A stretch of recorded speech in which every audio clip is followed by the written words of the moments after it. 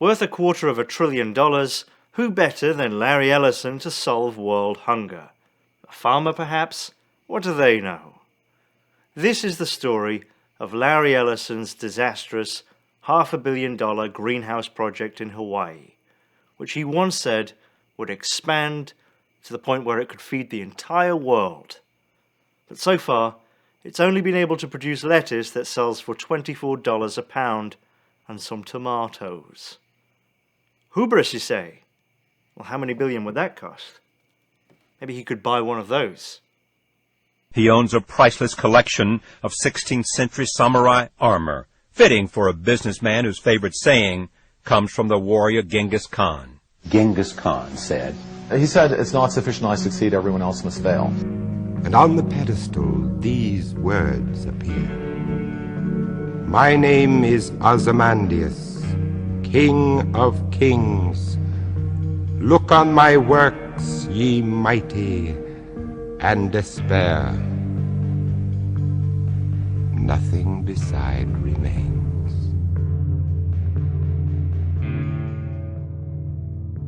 To understand the scope of this story, it helps to know a little about the history of Hawaiian agriculture.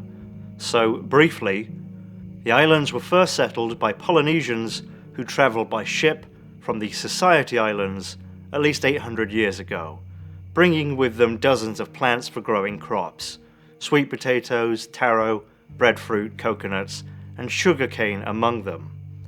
They brought pigs and chickens, they found plentiful fishing and fresh water. They were able to live sustainably on the islands with an estimated population of between 250,000 and 800,000 when the British explorer and naval captain James Cook arrived in 1778. In 1795, the Kingdom of Hawaii was established by Kamehameha the Great, who conquered and unified the islands with the help of John Young, a Brit, and Isaac Davis, a Welshman, who provided Western weapons and military strategy. By the mid-1800s, sugar plantations were big business in Hawaii and were dominated by 5 corporations called the Big Five, created by Western missionaries. These sugar barons, primarily American, formed an oligarchy with immense economic power. In 1893, the Queen of the Kingdom of Hawaii, Liliuokalani, sought to strengthen her rule and return power to native Hawaiians with a new constitution. The sugar barons were deeply involved in organizing a coup against her, and the Hawaiian monarchy was abolished. A new temporary president was imposed, Sanford B. Dole. Power in Hawaii was consolidated among wealthy Western businessmen, including the sugar barons. 5 years later, in 1898, they lobbied the US government to annex Hawaii so they could avoid tariffs on sugar exports. Sanford Dole then became governor of Hawaii. His cousin, James Dole, came to the island 1 year later and founded the Hawaiian Pineapple Company, which later became the Dole Food Company. It has a tingly feeling too. Because it brightens just about anything on your table with 2 different kinds of pineapple. Dole and the blue label, the sweeter kind, for that special sweet pineapple touch. In 1922, James Dole bought the 6th largest island in Hawaii, Lanai, and turned it into a massive pineapple plantation. 20,000 acres of the 90,000-acre island were covered in pineapples, tended by impoverished, ethnically segregated workers. Lanai soon supplied 75% of the world's pineapples. In 1961, the Dole Company, along with the island of Lanai, was purchased by Castle and Cook, one of the original Big Five corporations that overthrew the Hawaiian monarchy. They continued producing pineapple until 1992, then stopped, citing labor and land costs. In 1995, the billionaire CEO of Dole, David H. Murdoch, purchased Castle and Cook, along with the island of Lanai. Murdoch has been described as having an imperial presence on Lanai, where he referred to the residents as his children. Around this time, Hawaii began a transformation, with wealthy businessmen converting their land holdings from agriculture to tourism. Lives of great men all remind us we can make our lives sublime, and departing, leave behind us footprints on the sands of time. After 100 years of intensive, exploitative plantation farming, the soil in Hawaii had been completely destroyed. The massive monoculture of sugarcane and pineapples has ruined the topsoil, depleting its nutrients. Repeated applications of fertilizers and herbicides have nearly wiped out soil organisms like earthworms. pH levels are ruined by pineapple monoculture. Invasive plants introduced as forage for livestock cover a quarter of Hawaii, outcompeting native plants and contributing to erosion, resulting in much of the topsoil being washed away into the ocean, increasing the risk of wildfire. On Lanai, the soil is mixed with bits of plastic from the sheets that were used to retain moisture in the pineapple fields. Natural wetlands and streams were drained for thirsty sugarcane crops. It takes about 2,000 pounds of water to grow 1 pound of sugar, and Hawaii was producing 1 million tons of sugar per year until the 1980s. Extensive pesticide use has poisoned wells. Erosion has damaged the watershed, preventing recharge of water reserves. In short, because of these plantations and the extraction of Hawaii's natural resources to fuel them, a small group of people became extraordinarily wealthy in the last century, and now it's extremely difficult to grow crops in Hawaii. About 85 to 90% of its food is imported, resulting in some of the highest food costs in the United States. But could anything be done to produce more food in Hawaii for Hawaiians?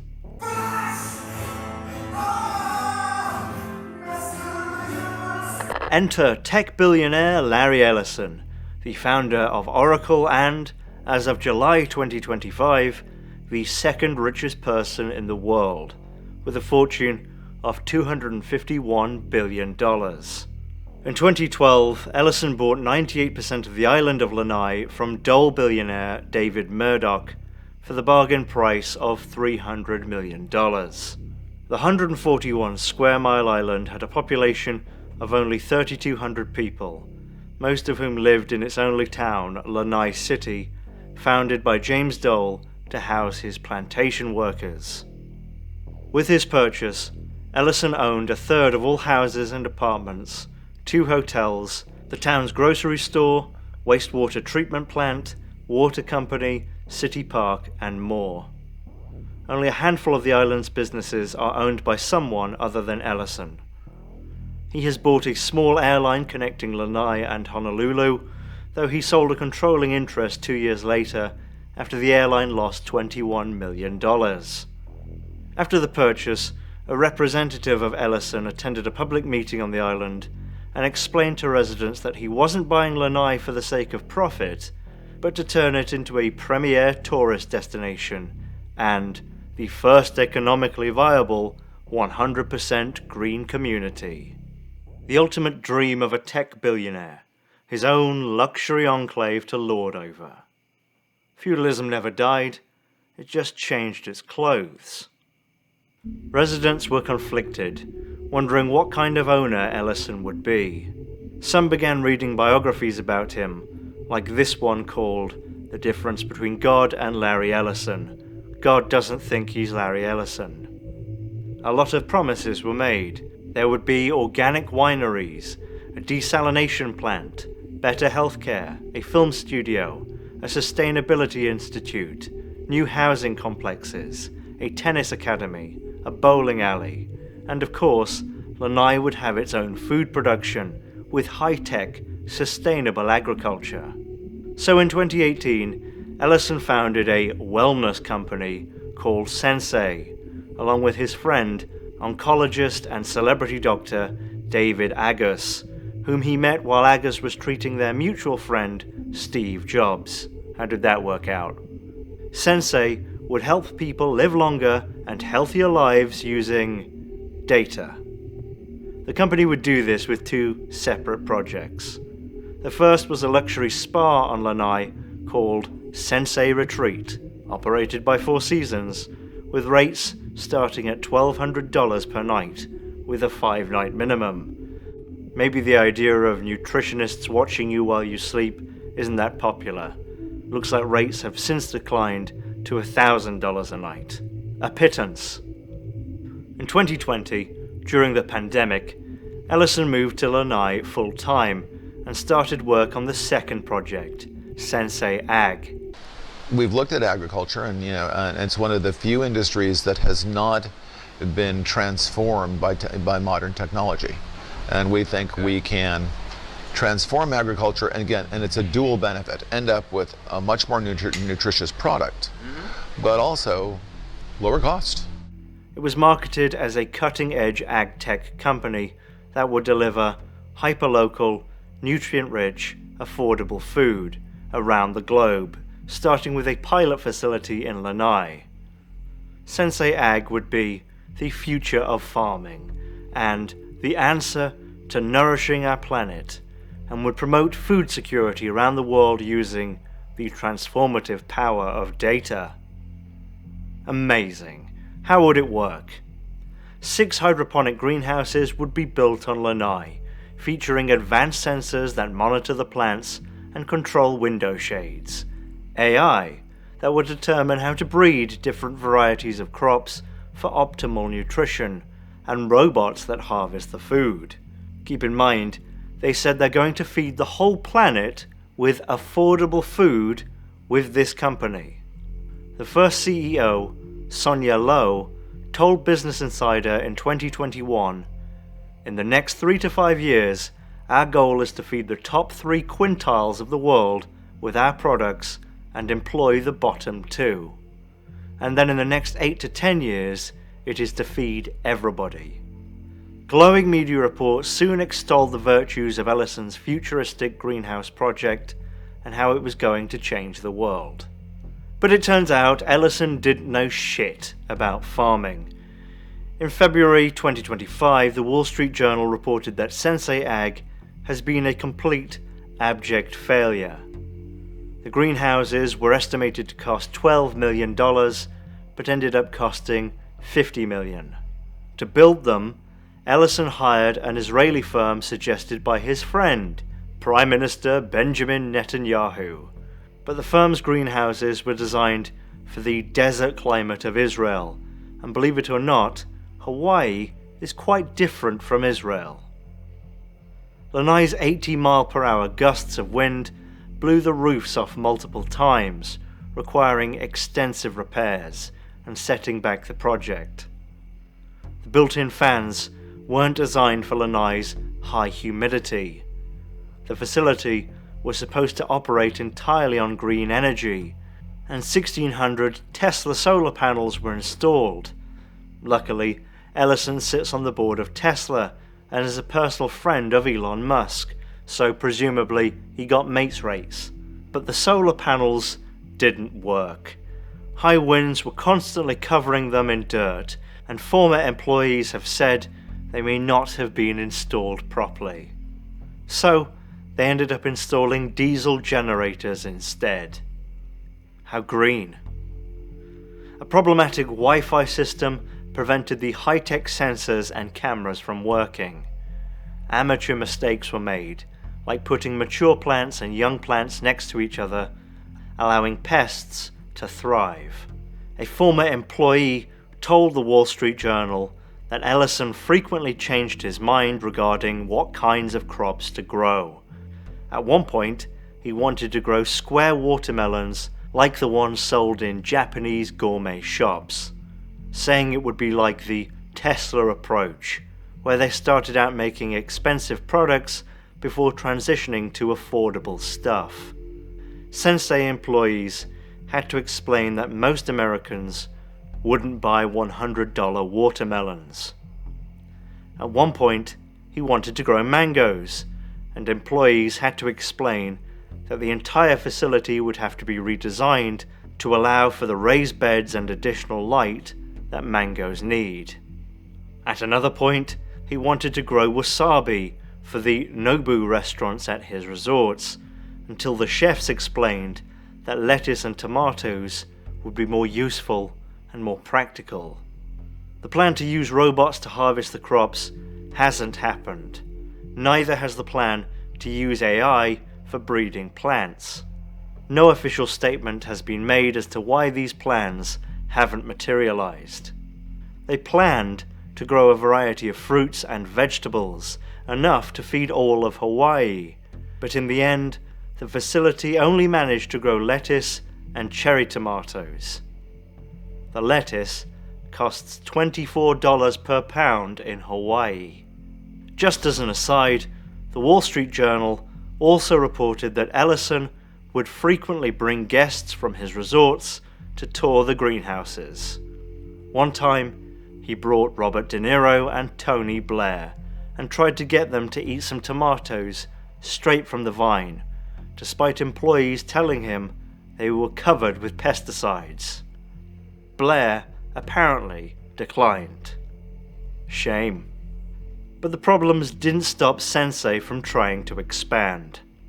In 2020, they bought greenhouses in Vancouver and Ontario with plans to sell crops in the US. But the greenhouses had formerly been used for cannabis, which is grown quite differently from fruits and vegetables, and the buildings had to be completely gutted and retrofitted at a cost of $200 million. They later sold the Vancouver facility, but the Ontario operation is intact, selling box lettuces in select stores on the east coast of North America for $11 to $14 per pound. In all, the Sensei farming project has cost $500 million. Beginning in 2022, they've seemed to shift focus and are no longer claiming that they will feed the entire world with affordable produce, nor that they will employ 2/5 of the world. 2/5 of the world? What the hell? It's absolutely fabulous, and there is unlimited opportunity. Instead, they're planning to develop a software package that can be licensed by other farms, and are planning to expand the luxury hotel side of the business. Ellison, for his part, is probably unfazed by all of this. His wealth increased by $100 billion in just the first 7 months of 2025, and he has loftier goals than feeding the world. He now wants to put all Americans' data, including DNA, into a massive database for AI to study. Data. Our precious bodily data. A few things fascinate me about this story. First, that despite living on the island, Ellison was completely unaware of the unique conditions of growing there. Second, that anyone would be surprised to find that a bunch of people who worked in tech and data management would be unqualified to operate a farm, particularly Larry Ellison, who was seemingly calling all the shots despite having zero agricultural experience. Also, why do you need AI to operate a greenhouse? Amish people do it, and I'm confident they don't spend $500 million in the process. Could they not find Hawaiian locals who know how to grow food in the island's conditions? As an aside, there aren't any other farms on the island at all because Larry Ellison owns it. You can almost smell the hubris. It smells like vermilion and burned diesel. If peasants can grow food, then I, a very wealthy person, a genius even, can surely do it better. And it is my island, my fiefdom. These are my people, after all. For me, it harkens back to those sugar barons, owning entire communities, styling themselves as kings, enriching themselves, feeding their own egos. Why don't more people eat fresh food? He could easily do a project like this and just give the produce away if he really gave a shit, and it would mean nothing to him. It would be the equivalent of someone with $1,000 giving away $2.